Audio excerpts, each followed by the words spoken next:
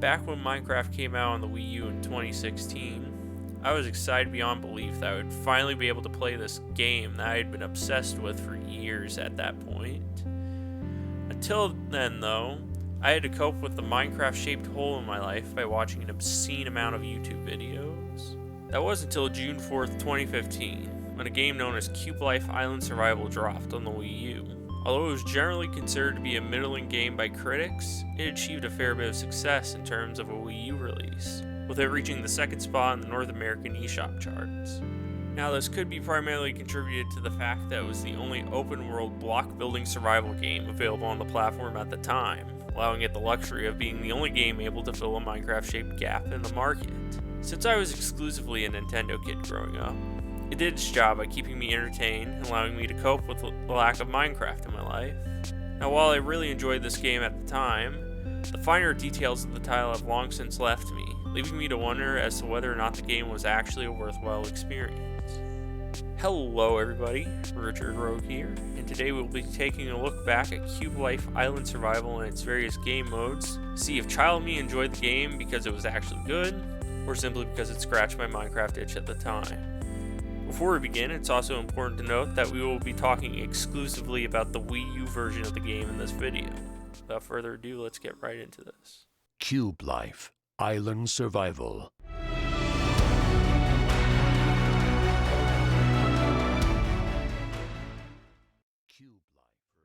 Upon starting the game and entering into the survival mode, you will be greeted with what can only be described as a cinematic masterpiece of an intro cutscene.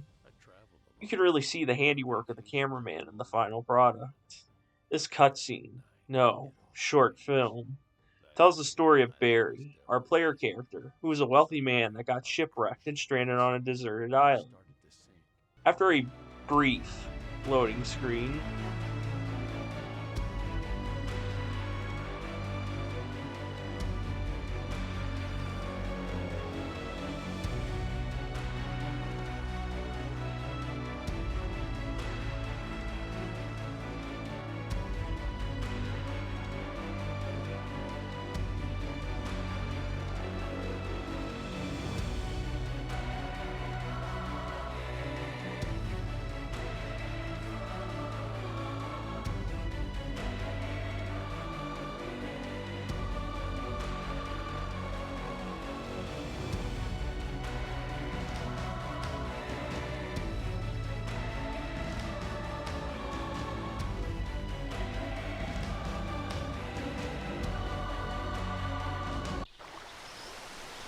the player gains control of Barry, and must now ensure his survival by exploring the vast ocean for resources. I can't believe it. I'm surrounded by water, yet not a drop to drink.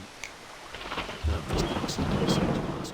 The basic gameplay loop of exploring, gathering resources, and surviving is present throughout the game as expected for a game that is supposed to be like Minecraft. However, while these core tenets of gameplay are fairly similar to how they are in Minecraft, they aren't one-to-one copies of everyone's favorite block-building game. For starters, on top of health and hunger, you will also need to manage your thirst. Your thirst can be replenished by consuming various fruits, such as mangoes and coconuts. If either your thirst or hunger reaches zero, you will start to take damage. Take too much damage and you'll die. While the addition of thirst could have added an interesting wrinkle to the survival experience, it ends up being more of an annoyance, as it's just more resources that you have to grind for in order to maintain a stat that doesn't even help you to regenerate health when full. Another difference is in the way in which exploration of the world plays out. In Cube Life, instead of exploring an endless randomly generated world, players will find themselves running around a world handcrafted by the developers. This could allow for some very unique and interesting locales not possible with the random generation of Minecraft. However, in the hours I spent playing this game, besides an admittedly neat village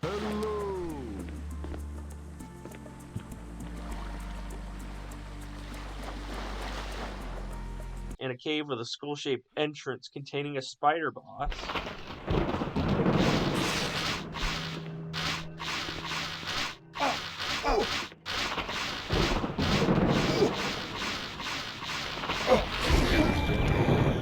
I didn't find anything of note.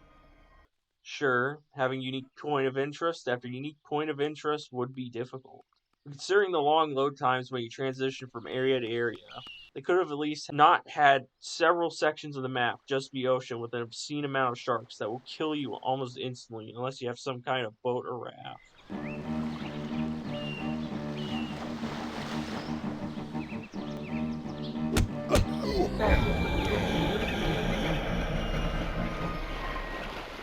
Third example concerns inventory management. In Cube Life, the player's inventory is much smaller than in Minecraft, with the starter inventory only consisting of the player's hotbar, with the ability to craft a backpack to expand the player's inventory capacity. While forcing players to decide what they can and can't live without could keep things interesting. The slow moving cursor used to navigate the inventory with a controller, and the inability to transfer whole stacks of items at a time, at least as far as I'm aware, dampens any fun that this design choice could introduce. Some other miscellaneous changes to the gameplay include the health bar being forced into the upper left corner of the screen, preventing you from being able to easily see how much health you have during combat. Floaty controls that feel like walking around in a dream. The inability to regrow trees once you have broken them down.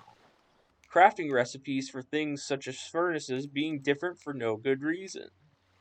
Durability for tools such as axes and picks being based on how long the button has been pressed down when using them instead of how many blocks that they have broken. Sharks. Boats having to be steered using the A and Y buttons instead of the analog stick. Sharks. Boats also having durability that drains by running into blocks, getting hit by enemies, and by getting used.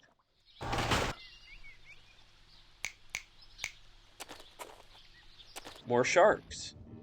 A menu that shows you pictures of what you need to craft various items, but doesn't tell you the names of the items that you need, so you have to decipher the sprites. Did I mention the sharks? In case you aren't catching on, the developers of Cube Life seem to have made several changes and additions to the Minecraft formula, simply for the sake of differentiating their game from Mojang's without really considering why things were the way they were. While it is admirable that they tried to change things up in order to create a new experience, these changes ultimately led to the creation of an unpleasant gaming experience. Although the survival mode kind of sucks, the same can't be said for the other game modes. Moving on from survival mode, we have creative mode.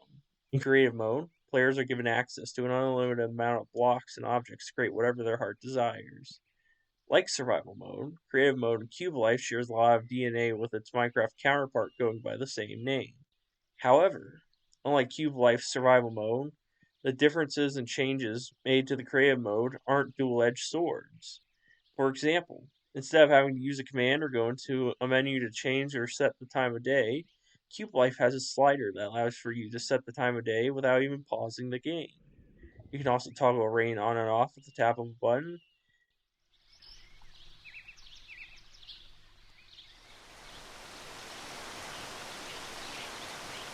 Even the HUD can be disabled with a press of the Y button, allowing for one to easily take fun screenshots or make cinematic videos without the HUD getting in the way. It's also important to note that you can generate flat worlds as well as randomly generated worlds to build on, with settings allowing for you to customize how these worlds are generated. While creative mode may sound pretty cool, like everything else in this package, it isn't perfect. For example, remember those floaty controls I mentioned earlier? Well, those apply to creative mode as well, adding a certain finickiness, if that's a real word, to the building experience that saps some of the enjoyment from building whatever you want. Another thing that diminishes the fun just a bit more is the slim pickings present in the creative inventory.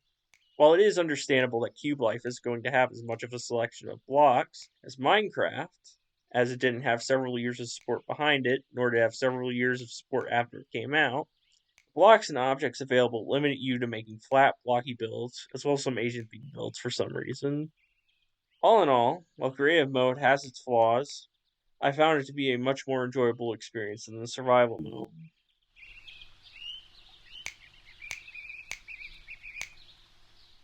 Last but not least, we have multiplayer mode. In multiplayer mode, you and up to one other person can mess around in 3 different game modes. Co-op Creative, Tower Defense, and Deathmatch. Co-op Creative is exactly what it sounds like. Multiplayer creative. So we're going to gloss over that one and dig right into Tower Defense.